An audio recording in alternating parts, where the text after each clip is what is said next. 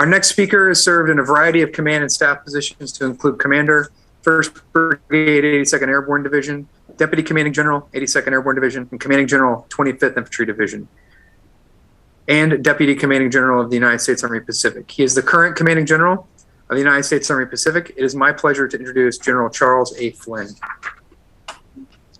Hey, good morning, everybody, and I appreciate the invitation from General Donahoe and the Maneuver Center of Excellence.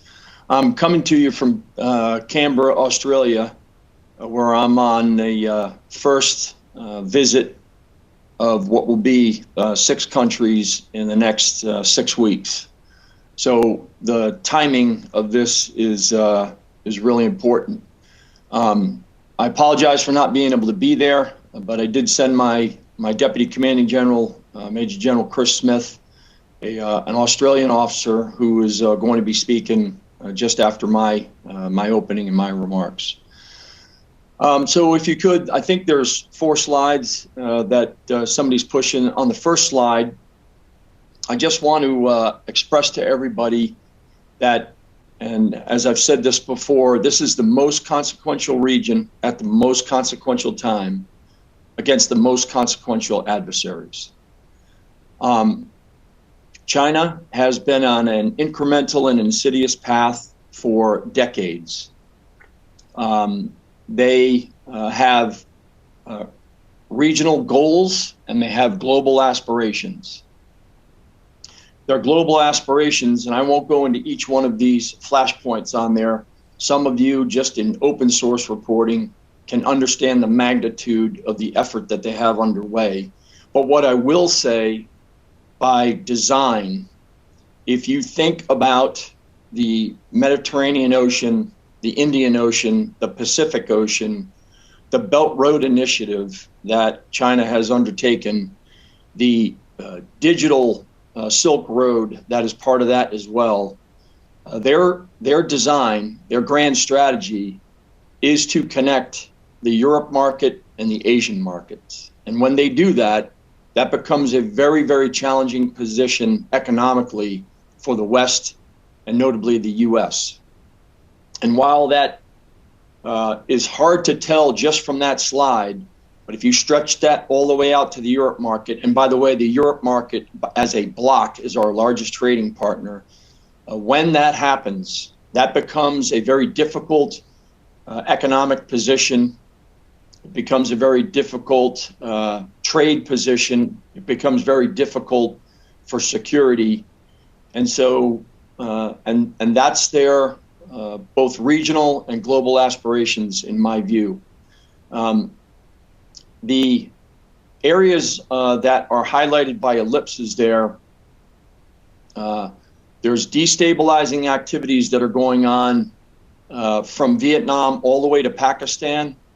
Of course, those flashpoints in the north are Russian activities that happen in the Eastern Military District along one of the 6 global choke points up there in the Bering Strait. You can see the flashpoint in North Korea and the activities by the DPRK and KJU. And notice there's even flashpoints out in what we call Oceania and the penetration into those small island countries. All this to say, I've not mentioned once Taiwan, the East China Strait, or East China Sea, Taiwan Strait, and the South China Sea, because the game is being played across the entire theater, and for that matter, across the entire globe. So there's challenges on the continent of Asia, there's challenges on the continent of Australia, there's challenges across the Pacific and Indian Ocean, and we are a Pacific nation. Our allies and partners, and why I'm spending so much time in South Asia and Southeast Asia in the coming 2 months, is our allies and partners are the greatest counterweight to all of the nefarious activities by China. The armies out in this region are the most trusted institutions. Their vast lands and the enormous amount of people that they need to protect and create stable environments. They are the security architecture that binds this region together, and they create a very stabilizing effect and have a stabilizing effect on their countries. And as I said, our relationships with them, the work that we do together, is the greatest counterweight that we have to the insidious and incremental path that China has been following. Land power at large out here in the Pacific, and even though when you look at that map, it represents a lot of air and a lot of sea, and so there's a lot of blue, but when you look at it through the lens of the Army, you see a lot of green. And that green represents a lot of people, and those people live on land, and those people are competing for resources, water, power, and natural resources like minerals to run factories, feed their people, and keep their economies and their countries stable. Next slide. The next slide is really just to outline what the theater army has. This is the largest theater army in the Army. It represents 107,000 active Guard, Reserve, and civilians that stretch from the West Coast to the Asian continent in Korea. We're the backbone of the joint force, as the Secretary of the Army has stated recently in her guidance to the force. We provide unique foundational capabilities to the Joint Force Commander. Many of those are represented in the bottom right corner of this slide, but the theater enabling commands of sustainment, medical, signal, integrated air missile defense, mobilization forces through a mission support command, that's an Army Reserve command. We have a civil affairs command on the West Coast. We have the Army Corps of Engineers, which is probably in more countries than any other formation that we have here in Asia. And then, of course, we have our combat forces and our operational headquarters with First Corps at JBLM, brigades up in Alaska, both forcible entry and striker, and then light forces with the division and the requisite payload of capabilities of the 25th out in Hawaii. Also represented on here, although they are a small command by way of numbers in Japan, U.S. Army Japan is like a welterweight fighter that has a one-punch knockout. There is a lot of capabilities in Japan, from APS-4 on the ground with really lots of material capabilities forward, from ammunition to hospitals. We have TPY-2 radars in Japan. We have a Patriot Battalion in Japan. We have a regional support command in Japan. We have Army pre-positioned stocks by way of vessels. We operate 2 ports, one in Tokyo, one down in Okinawa, and there's an enormous communications terminal that we run in Japan that services the entirety of the joint force, and it stretches all the way from Hokkaido all the way down into Okinawa. And then, of course, the capabilities that are on the Asian continent with 8th Army, 2nd Infantry Division, and 19th Expeditionary Sustainment Command. Again, another set of pre-positioned stocks that are forward. And then down in the bottom left corner, we have our state partnership program with all those countries represented there, some in Oceania, some on the Asian continent, some in Southeast Asia. Again, just a great representation of the campaign quality land power that the theater army provides to the joint force. You know, there are all kinds of historical examples I could cite here, but let me just give you one that I think is really important. 8th Army in the spring of 1945 conducted 35 landings in a matter of 5 weeks in the Philippines. That was all during the Second World War. Throughout the entire war in the Pacific, the Marine Corps conducted 15 landings. So it just gives you an idea of the agility, the adaptability, and the ability of the Army at scale and with the capabilities and capacities to do things once again today and into the future, because our history represents that. And so, you know, from 1898, the United States Army has 63 ground campaign streamers in the Indo-Pacific. It's more than the rest of the world combined.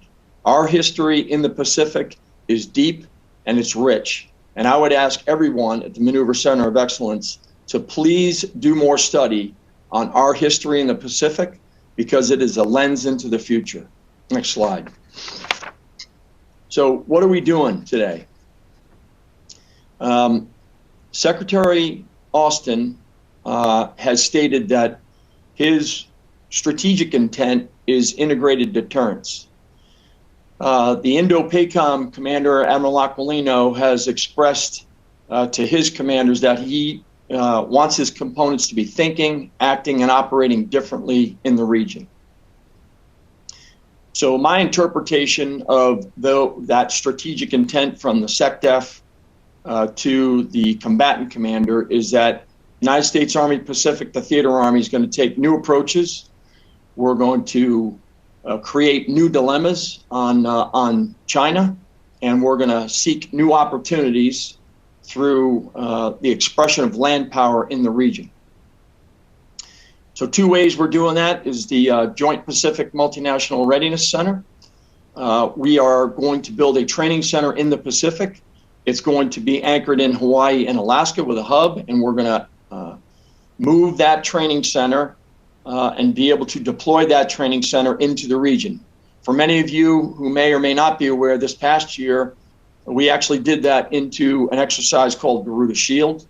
We brought JPMRC into a place called Bataraju on the island of Sumatra, and it's a training center that the Indonesian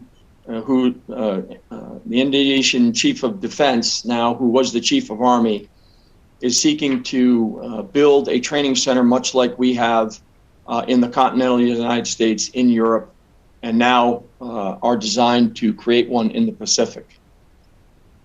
So we will train in the Pacific. We will train in Hawaii and Alaska. Alaska represents high altitude, extreme cold weather, mountainous, and very, very difficult and demanding conditions.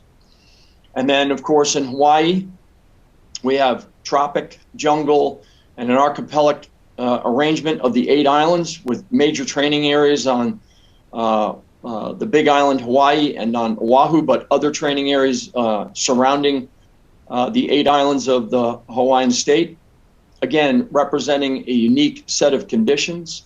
And we want to be operating, training, rehearsing, and improving in those conditions and in that environment, because that's exactly what is representative in the region. If you go to the Himalayas along India, where we do Yudabas, if you go into Southeast Asia and you do exercises like Garuda Shield, Balikatan, Cobra Gold, hot jungle, we are going to need to be adaptable to be able to operate in all of those regions alongside of our allies and partners, because of the consequences that we must create to be alongside our allies and partners. And then Pathways is our operational expression of that into the region. Pathways represents a chance for us to build relationships, conduct rehearsals, build strategic, operational, tactical readiness, and then understand the environment and the conditions and the allies and partners. It really is a form of strategic reconnaissance when we're in the region operating. And we want every exercise and every exercise that we run out here with Operation Pathways, we also want to be weaving in experiments, and we're going to do that through Forager. Exercise Forager represents our contribution to Project Convergence. We seek to attempt to do that in this environment. I think this environment, as I've said to other Army senior leaders, looks much different than places like Yuma and White Sands Missile Range at Fort Bliss or outside of Fort Bliss. And so we need to take operational concepts, new material solutions by way of weapons platforms or other things. We need to take new technologies, and we need to bring those into this region.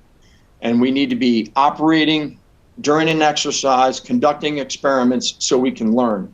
This is probably the best battle lab that we could ask for by operating out in this region, again, in the environment and in the conditions that we are most likely to have to respond to crisis most likely to have to be prepared for conflict, and we are going to have to campaign every day in this region to be successful with our allies and partners in the future. I'm not sure if I have one more slide. Could you change to the next slide? So the last slide would just tell you that this represents a picture of our future posture. It's areas where we intend to focus our efforts. We seek to create a picket line in the Pacific for us to be able to see, sense, and understand.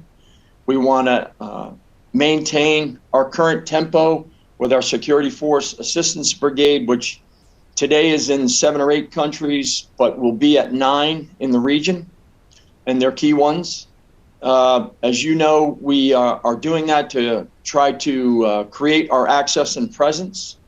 In the second bullet there, it's a way for us to have those capabilities forward with the multi-domain task force, with Operation Pathways, and the myriad of exercises that we conduct out here in the region to gain and maintain contact with the adversaries in the environment and in the conditions that we're operating in. We want to be able to increase our speed and response by being able to close more rapidly, and we're going to do that by training at the Joint Multinational Training Readiness Center here in the Pacific, between Hawaii and Alaska, and then deploy those forces that are tactically ready to then increase our operational and strategic readiness by deploying with TRANSCOM, by deploying with SDDC, and by conducting strategic movement into the region, followed by operational maneuver to get into positions of advantage so that we can deny key terrain to the Chinese, we can increase our joint readiness, and we can increase the confidence in our allies and partners on us. We have to campaign here in the Pacific, and we have to do that because we have to be accountable for the future. That ability by ground forces and land power to see, sense, and understand is absolutely critical. We'll have to follow up with command and control and the robust state of command and control. If you go back to my earlier slides on the number of flag officer headquarters that we have in the region, we have to follow that with protection capabilities and sustainment capabilities like Army watercraft, the deployment and access and use of Army pre-positioned stocks in Korea, Japan, and those that are afloat. We have to protect with our integrated air missile defense and layered capabilities across the Pacific. And then we have to maneuver and conduct fires in support of the joint force. We are survivable, we're mobile, we're agile, and in large measure, I would say that land power has to be able to fight in multi-domains, all 5 of them. We have to operate and give challenges to our adversaries in all of the directions, all 4 of them. We have to operate in every layer, the terrestrial, the aerial, and the space layer. And then we have to give complex challenges in every dimension, the human, the physical, and the information dimension to our adversaries in the region. And we do that as your land power theater army in the Pacific. And I'll stop there and see if there's any questions from anybody at the conference. I'm happy to take any questions that you might have. And then I'll leave it to the controller back there at Fort Benning when you want to wrap up with me. Over. Thank you, sir. We appreciate your insight and your briefing here. We have some questions from our audience. I'll start with, as both the U.S. and our adversaries make advances in the range and lethality of our weapon systems, what should we be doing to harden our lines of communication, our bases, in areas that might have been considered outside of the battle zone 20 years ago, specifically Guam, Alaska, Hawaii, even the west coast of the United States? So I think we're working on. There's a number of really good initiatives, at least from the Army, I think, with the Integrated Air Missile Defense cross-functional team for the Army Futures Command. I actually think that we're in pretty good shape. There's some developments that I won't go into depth on here because of the classification level, but I think there's some developments both on our side and those with our allies and partners. Of course, we have a long-standing relationship in Japan and Korea with our THAAD and Patriot capabilities. But I think the question is much deeper than that. So we can have static locations like we always have, because we have bases in Korea, we have bases in Japan, we have bases in Guam, Hawaii, Alaska, and throughout the continental United States. But I think the Army in motion, being west of the international date line through Forager, right? Speed is a form of security. Mobility is a form of security. The adaptability of land power, working with our allies and partners, and their those allies and partners with their unique set of capabilities that are unique to the environment and the conditions that they operate in. That is a form of protection that we gain by operating forward and being on the move. We need to be doing different things out here. We're doing a proof of principle today of some of our Army preposition stocks that are afloat in the Philippines. And that is an expression of doing things that we haven't done in decades out here in the Pacific. Pathways and being inside. I was the division commander in 2014 when we started Pathways, but we're trying to keep Pathways forward inside the first island chain for more than 6 months of the year. That means on the Asian continent. That means moving around Southeast Asia. That means having assets and capabilities out in Oceania. That means forces moving in and about the first island chain all the way up to Hokkaido in Japan. And that movement of Army forces and then the use of our ground capabilities that we're developing now and the ones that we already have present dilemmas to our adversaries in the region.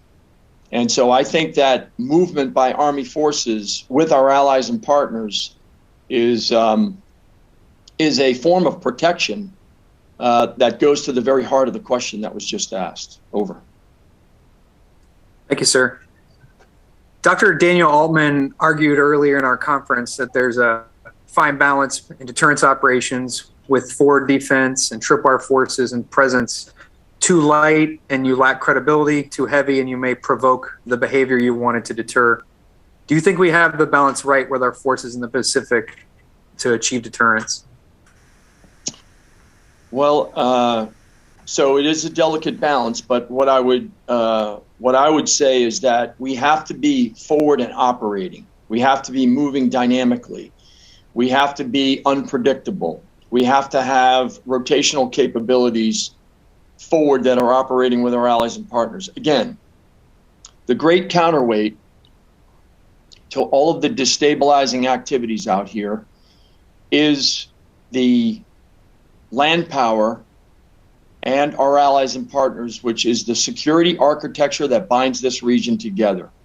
These armies in this region are enormous, and they're foundational to security in the region and in their own nations.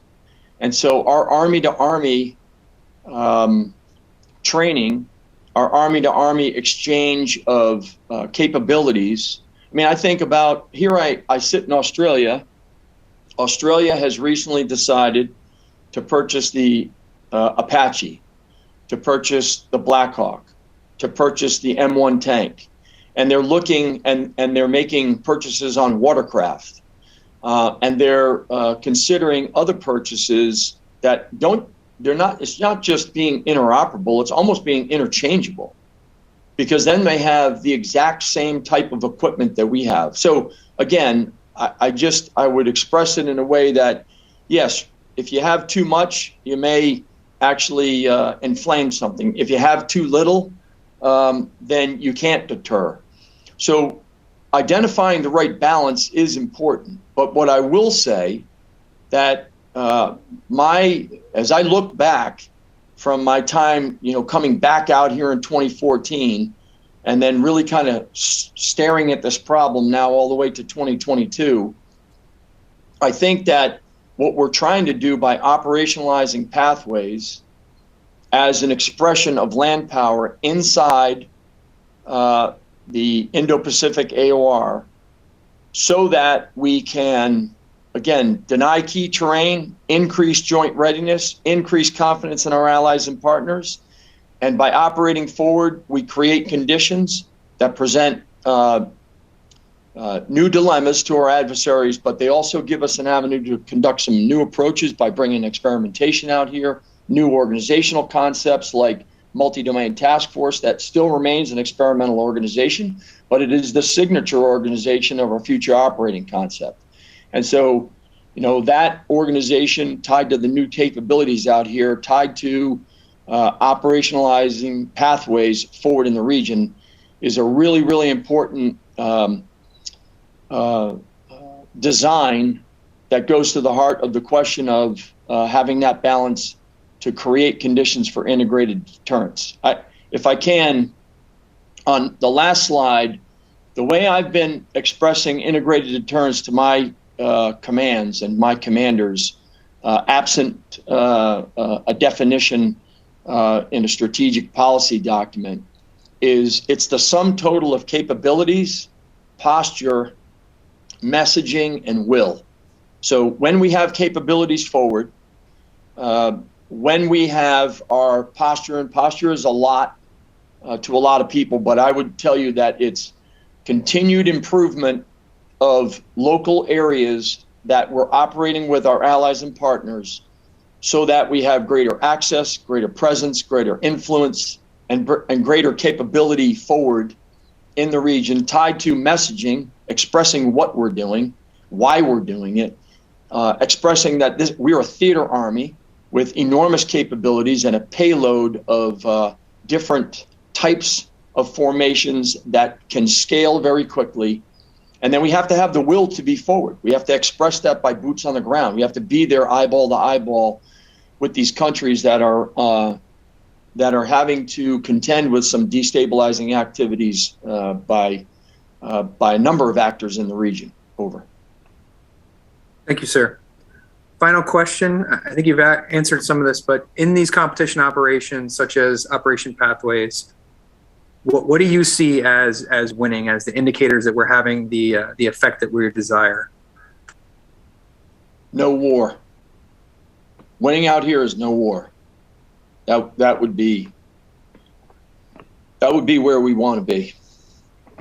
So if those activities, if they complement and are coupled to the joint force, the operations, the activities, the investments that PAC Fleet is making, PAC-AF is making, SOC-PAC, MAR-4-PAC, if they do that within the operational design of the combatant commander at Indo-PACOM, and the outcome is that we are able to, in an integrated, joint, campaign quality way, deter aggression and increased aggression, then in my view that would be the outcome we seek. The outcome we seek is no war, and I again believe that the bonds that we create through the operating with allies and partners, whether it's a treaty ally, of which there's 5 out here, or the way we're forward in the region, land power represents the security architecture that binds this region together. And I'm committed to making sure that our land power friends and allies in the region understand all that we can bring to them and all that they can offer to us. And the power of that commitment to one another is it is the thing that China does not have, and yet we possess it. And so we want to be able to take our bilateral exercises and move them to multilateral exercises, again, as an illustration of success. This past year, I mentioned Garuda Shield earlier in Indonesia. That is and has been an Army-to-Army bilat for nearly 4 decades. This coming year, it's going to evolve into a really, really,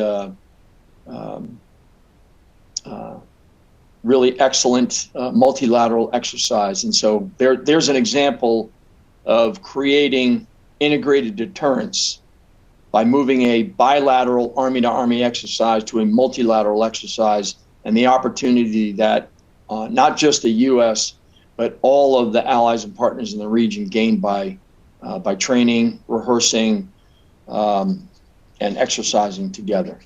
So again, we just want to be able to remain the security partner of choice in the region, and it's going to take us a lot of hard work every day out here to retain that title that we have really earned with a lot of blood and treasure over a century.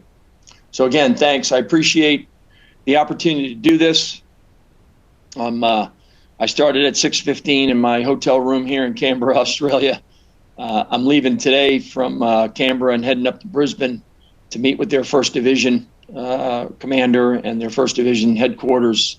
And then I'll be leaving here and going to the Philippines. And as I said later, after I head back to Washington, D.C. and Hawaii, I'm going to come back in the region to visit another 4 countries, all before the end of March. So anyways, thanks for everything you guys are doing there.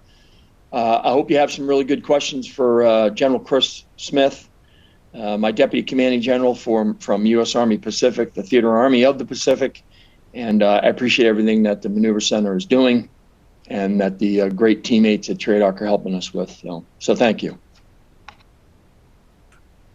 Sir, thanks for taking time out of your busy schedule and waking up early in Canberra to join us. It was a great briefing. Really appreciate your time.